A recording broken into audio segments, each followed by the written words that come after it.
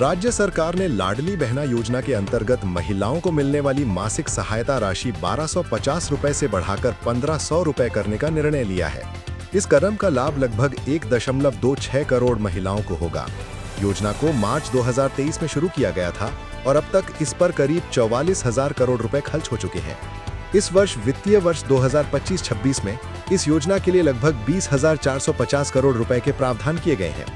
इसके अतिरिक्त सरकार ने ओंकारेश्वर में अद्वैत लोक परियोजना के लिए 2,424 करोड़ रुपए की संशोधित लागत की भी मंजूरी दी है। इंदौर में पहली बार एक ऐसा ग्लास कोट यानी पारदर्शी कोट लगाया जा रहा है जहां 360 डिग्री दृश्य के साथ एक अंतर्राष्ट्रीय स्क्वैश टूर्नामेंट होगा। ये आयोजन squash rackets federation of India द्वारा 18 नवंबर 2025 से शुरू होगा। कुल पुरस्कार राशि पुरुषों के लिए 50.5 लाख रुपए और महिलाओं के लिए 14 लाख रुपए रखी गई है। कोट मुंबई से लाई गई है और इसे ग्लास डिजाइन में बनाया गया है, जिसे अब तक मिस्र और फ्रांस जैसे स्थानों पर देखा गया था। इस तरह इंदौर खेल मानचित्र पर एक नया मुकाम हासिल कर रहा है। भोपाल के पास नत्थू बरखेड़ा में राज्य सरकार द्वारा पहला ऐसा इक्वेस्ट्रियन क्रॉस कंट्री कोर्स विकसित किया जा रहा है, जो कि सिविलियन यानी नागरिक प्रशिक्षण व प्रतियोगिता के लिए होगा। इस कोर्स में प्राकृतिक व कृत्रिम बाधाएं होंगी, जैसे पानी की छलांगे, खाइयां, टीले, जहां घोड़े 50 किलोमीटर प्रति घंटा तक गति भी प्राप्त कर सकते हैं। इसका उद्देश्य है प्रदेश में घुड़सवारी और उससे जुड़े खेल स्वास्थ्य प्रशिक्षण को बढ़ावा देना। मध्य प्रदेश में एक साधारण काले हिरण यानी ब्लैक बक मांस की जांच ने खुलासा किया है कि यहां एक बड़े ट्रॉफी शिकार और भव्य नेटवर्क का संचालन हो रहा है। ये नेटवर्क 9 जिलों में फैला हुआ है, जिसमें शिकारियों, राइफल क्लब से जुड़े लोग व क्रॉस बॉर्डर शिकार सक्रिय हैं। इस तरह के अपराध आज सिर्फ एक शिकार नहीं, बल्कि संगठित गिरोह का हिस्सा बनकर सामने आए हैं। इससे ये संकेत मिलता है कि वन विभाग एवं अन्य सुरक्षा एजेंसियों के लिए चुनौतियां पहले से अधिक जटिल हो गई हैं। बालाघाट जिले के बैहर थाना क्षेत्र के आमगांव में आज सुबह एक दिल दहला देने वाली घटना सामने आई, जहां 22 वर्षीय युवती शीतल उर्फ ऋतु भंडारकर की उसके परिचित युवक द्वारा गला काटकर हत्या कर दी गई। ये पूरी घटना दिन दहाड़े हुई, जिससे ग्रामीणों में अफरा तफरी मच गई। घटना के तुरंत बाद आरोपी युवक उसी स्थान पर बैठा रहा और विरोध भी नहीं किया, जिससे अंदाजा लगाया जा रहा है कि हत्या अचानक आवेश या भावनात्मक उबाल में की गई है। प्रारंभिक पूछताछ में पुलिस को पता चला है कि दोनों के बीच काफी समय से प्रेम संबंध थे, लेकिन कुछ मतभेदों के कारण रिश्ते में तनाव बढ़ गया था। स्थानीय लोगों ने बताया कि युवती कुछ समय से आरोपी से दूरी बना रही थी, जिससे युवक नाराज और मानसिक रूप से असंतुलित दिखाई देता था। पुलिस ने आरोपी को मौके से ही गिरफ्तार कर लिया और हत्या में प्रयुक्त हथियार भी बरामद कर लिया है। गांव में सुरक्षा बढ़ा दी गई है क्योंकि परिवार के लोगों में गुस्सा था। ये मामला प्रदेश में बढ़ते संबंध विवाद और भावनात्मक अपराधों पर फिर से चिंता पैदा करता है। दतिया जिले में बुंदेलखंड यूनिवर्सिटी के पास आज सुबह एक दिल को झकझोर देने वाली घटना हुई। एक युवक ने प्रेमिका को गोली मारकर गंभीर रूप से घायल कर दिया और कुछ सेकंड बाद खुद को गोली मारकर आत्महत्या कर ली। ये घटना वहां के सीसीटीवी कैमरों में कैद हो गई है। दोनों उत्तर प्रदेश के ललितपुर जिले के रहने वाले बताए जाते हैं और काफी समय से एक दूसरे को जानते थे। पुलिस सूत्रों ने बताया कि युवती कुछ दिनों से युवक से बातचीत कम कर रही थी और इस बात को लेकर युवक कई दिनों से परेशान था। वो बार बार मिलने के लिए कह रहा था और आज सुबह युवती जैसे ही यूनिवर्सिटी के पास पहुंची, युवक पहले से ही बाइक पर उसका इंतजार कर रहा था। बातचीत के दौरान विवाद बढ़ा और युवक ने अचानक पिस्तौल निकालकर युवती को सीने में गोली मार दी। गोली लगते ही युवती जमीन पर गिर पड़ी और फिर युवक ने माथे में गोली मारकर आत्महत्या कर ली। युवती को गंभीर हालत में अस्पताल में भर्ती किया गया है। पुलिस ने घटना को प्रेम विवाद का चरम रूप बताया है और परिवार से पूछताछ की जा रही है। भोपाल के ओल्ड टिम्बर मार्केट में शाम करीब 7:30 बजे अचानक आग लग गई। कुछ ही मिनटों में आग ने 5 से 6 बड़े गोदामों को अपनी चपेट में ले लिया।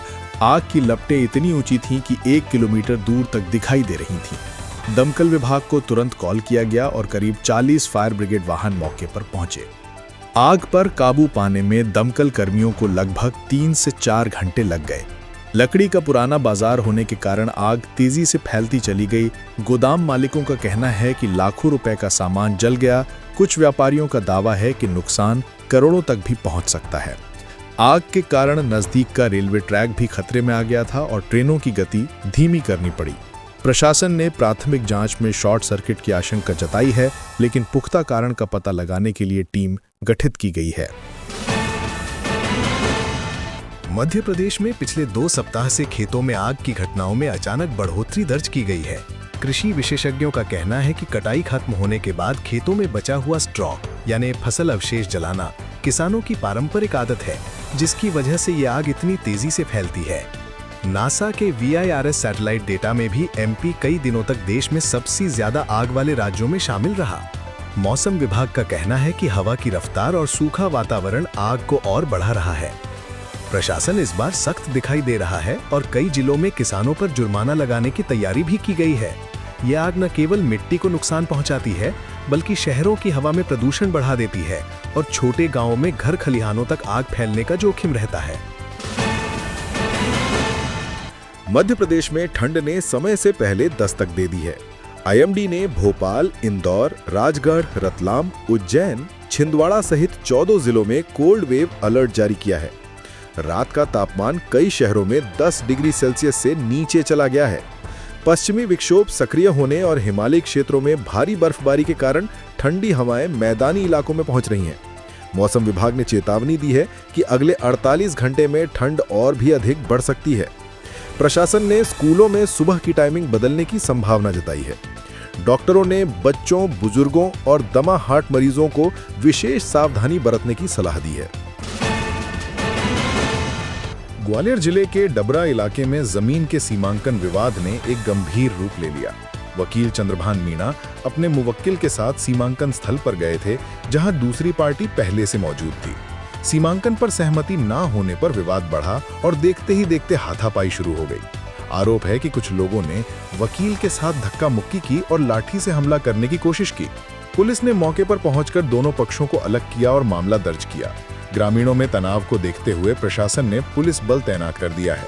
ये घटना बताती है कि MP के कई हिस्सों में जमीन विवाद अभी भी गंभीर सामाजिक समस्या बने हुए हैं। राज्य में 5 और 6 नवंबर को क्रमशः 131 और 354 खेतों में फसल की उड़ाली स्टबल बर्निंग की घटनाएं दर्ज की गईं। ये संख्या पूरे देश में किसी भी राज्य से अधिक थी। डेटा ये भी दर्शाता है कि 15 सितंबर से अब तक कुल 1107 घटनाएं सामने आई हैं, जिससे ये स्पष्ट है कि कटाई चक्र में देरी और अवशेष प्रबंधन की कमी प्रमुख कारण है। विशेष तौर पर जिलों जैसे नर्मदापुरम, श्योपुर, गुना और दतिया में स्थिति चिंताजनक बनी हुई है। प्रशासन ने इन घटनाओं पर FIR दायर करने और प्रतिबंध लगाने की शुरुआत की है, लेकिन एक्सपर्ट्स का कहना है कि यदि समर्थन योजना, बायोमास उपयोग, अवशेष विक्रय आदि नहीं मिले तो ये समस्या नियंत्रित नहीं हो सकेगी। मध्य प्रदेश सरकार ने राज्य की महिलाएं सशक्तिकरण योजना लाडली बहना योजना के तहत मासिक सहायता राशि 1250 रुपए से बढ़ाकर 1500 रुपए करने का निर्णय लिया है। इस बढ़ोतरी से लगभग 1.26 करोड़ महिलाओं को प्रतिमाह अतिरिक्त लाभ मिलेगा।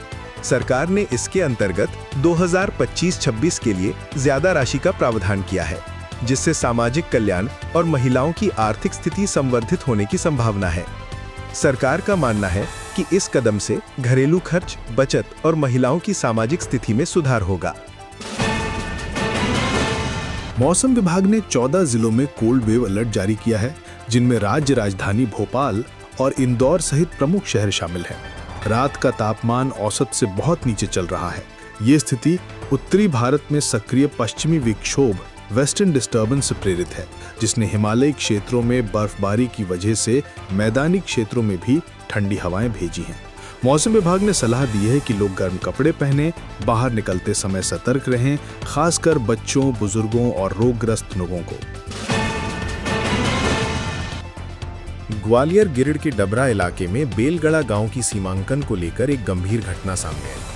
बताया जा रहा है कि वकील चंद्रभान मीणा मुवक्किल के साथ सीमांकन स्थल पर गए थे, जहां दूसरी पार्टी पहले से मौजूद थी। इस दौरान कथित रूप से विवाद उग्र हो गया और वकील के साथ मारपीट की गई।